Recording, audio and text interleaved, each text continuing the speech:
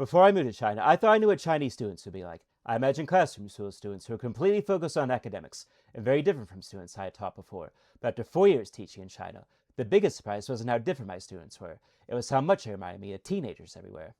In 2018, I made one of the biggest changes in my life.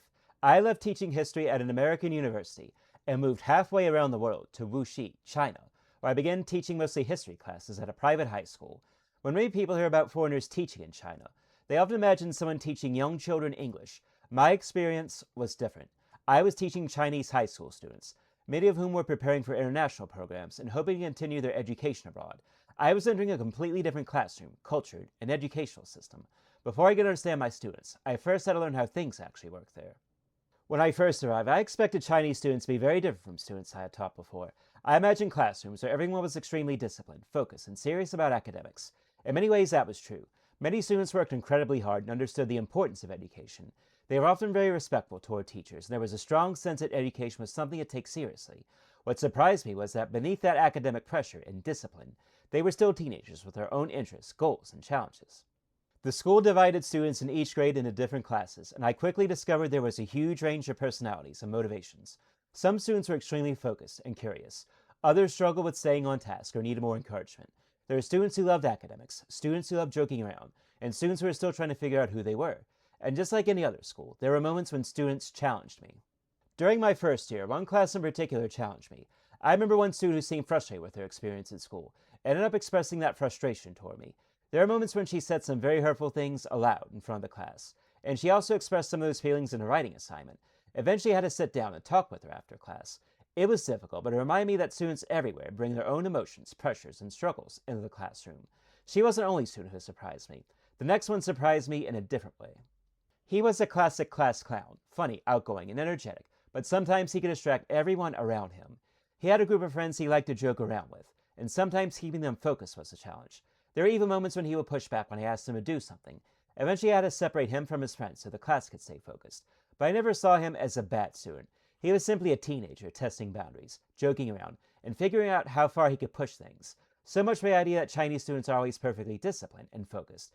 The reality was much more complicated, and some of the students who impressed me most were the ones I never expected.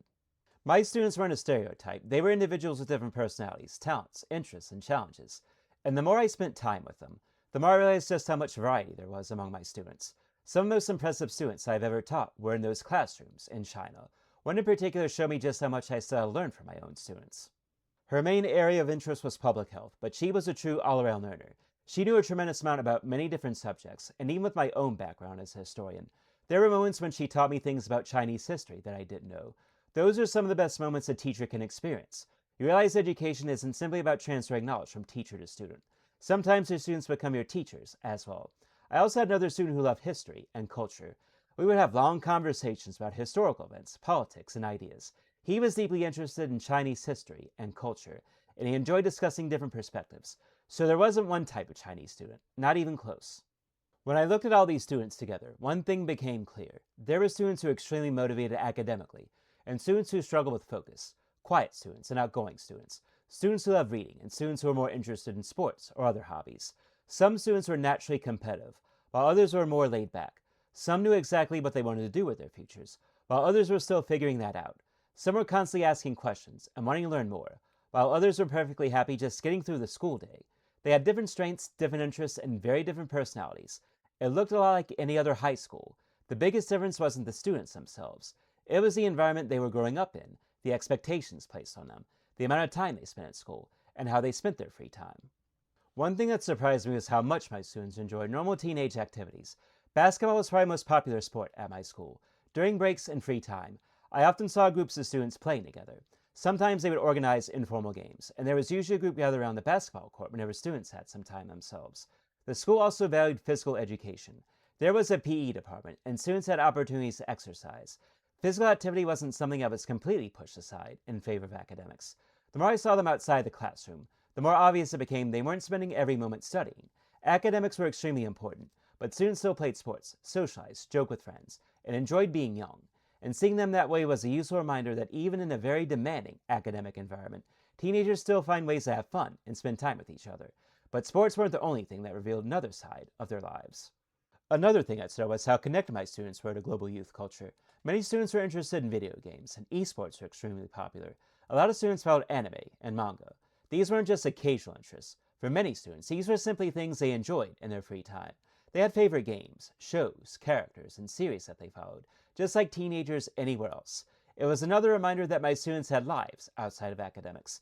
They weren't just going to class, studying for exams, and completing homework.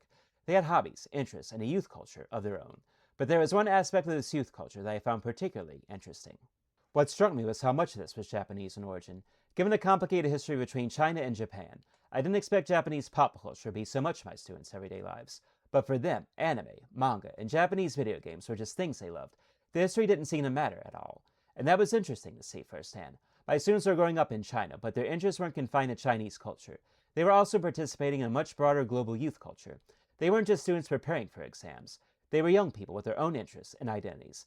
And all these interests gave me a glimpse into my students' lives outside of school. There was another side of their experience that was impossible to ignore, the academic pressure they were under. And this is where China and America really diverged. I remember how long their days actually were. Students were in their homeroom by 6:30 in the morning, getting ready for the day. Regular classes ended around 4:30 in the afternoon. But that wasn't the end of the day.